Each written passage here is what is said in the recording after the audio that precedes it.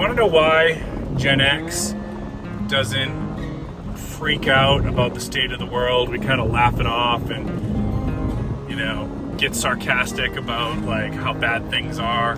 You want to know why we don't protest in the middle of the street waiting for some idiot to hit us and turn us into road pizza? You want to know why we don't protest by breaking into stores and stealing iPhones and Nikes? I'll tell you why. Whether or not you asked, I'm going to tell you why. And we grew up very, very differently. We grew up in a world where we were led to believe that at any minute Russia was going to drop a nuclear bomb on our head and there was not a darn thing that we could do about it. Oh, sure, we could hide under our desks and do the old duck and cover thing, but we knew, even then, as young kids, we knew that wasn't going to do jack crap. We grew up in a world where they told us that for weeks we prepared for this flight where NASA was going to send a civilian teacher into space. And we were told this was a wonderful thing for our generation. It's a wonderful thing for you kids to be able to see this. And then we watched live on TV when she blew up. And classes weren't canceled for us so that we could mourn. We weren't given hugs. We didn't sit around in a circle singing Kumbaya and we're told that it was gonna be okay, that things were gonna be okay. We were given more homework and told to suck it up, buttercups. Life goes on, right? We grew up in a generation where we basically were given very little supervision. I went off way into the woods with my friends in the neighborhood and we built forts. I learned how to build shelters at a very young age. I learned how to make fires at a very young age, unsupervised. Maybe I shouldn't have been. Maybe we shouldn't have been allowed to play with pocket knives at a very young age. But you know what happened? You got burned a little bit, you cut yourself a few times, and you learned. You burn once, you learn once. And we learned to become very self-sufficient. We learned to become very independent and to solve problems and figure things out, and that life is sometimes cruel and unfair.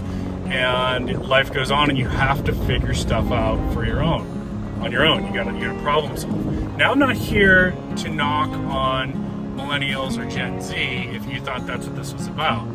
In fact, quite the contrary.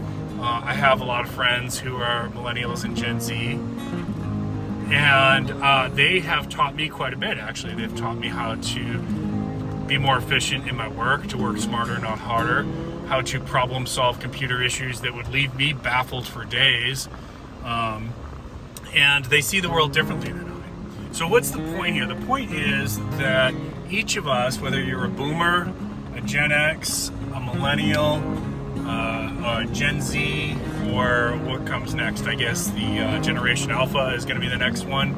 It really doesn't, none of us are really better than the other ones, and we need to stop thinking like that. I know sometimes we may tease each other and we may make jokes, but sometimes people are serious about this, and there's people out there that hate boomers, and there's people out there that hate millennials, and people out there that hate Gen Z.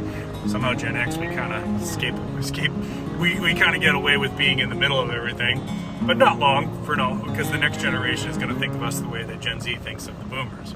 But the point is, each generation grew up with a very, very different world, very different experiences. I recognize that the world that exists today is very different than the world that I grew up in. And honestly, I wouldn't want to grow up with the kind of hardships that kids have today, or young people have today.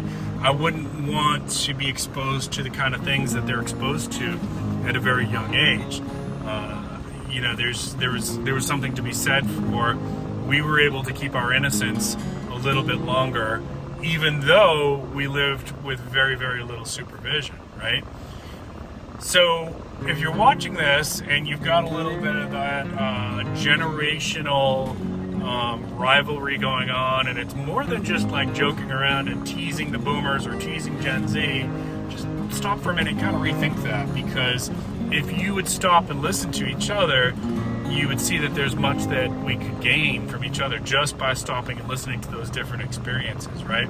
So don't be so hasty to say Generation X or Generation Z always wants trophies. They don't know how to fend for themselves or solve any problems. Or Generation Boomers have everything easy and they took life for granted. Trust me, the Boomers had their share of hardships too. Stop and listen to each other. We're all in this together, folks. Nobody here gets out alive, right? So instead of being this generational warfare that we got going on with each other, maybe we should be paying more attention to who has us divided against each other. And I think you know the answer to that, right? And it's not that boomer that lives next door to you, and it's not those Gen Z kids living next door to you with pink and blue hair. Those really aren't your enemies. If you think that, you've been deceived and you've been led to believe that by the people you really should be paying attention to, all right? Use that thinky think, as my friend Steve from Corsair's Trainers says. That's what it's there for. God gave you a brain, use it, all right? Keep planting your seeds, keep stacking your silver. This is Prepping with Sarge.